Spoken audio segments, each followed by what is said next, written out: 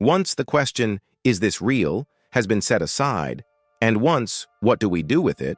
has begun to matter more, another question inevitably surfaces: who, or what, would be running the simulation? This question feels unavoidable. It pulls at curiosity, invites speculation, and tempts us toward mythology. But it is also where thinking can go wrong fastest, because the danger here is not ignorance, it is projection.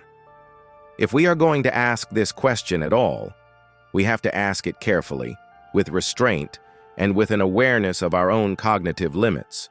The first and most common mistake is assuming the simulator would resemble us. We instinctively imagine a someone, a watcher, a designer, a controller. We imagine intentions, preferences, emotions, and judgments. This is understandable. Human beings explain the unknown by mapping it onto what they already understand. But this tendency says very little about the nature of advanced intelligence.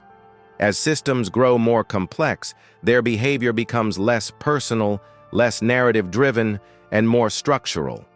A system capable of simulating an entire universe would not need curiosity, boredom, pride, or anger to function. It would not need to care in the way we care. The more powerful the system, the less likely it is to resemble a character in a story.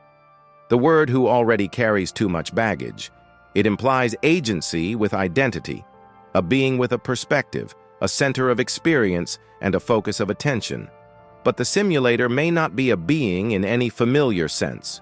It may be a what, a process rather than a person, an architecture rather than an agent.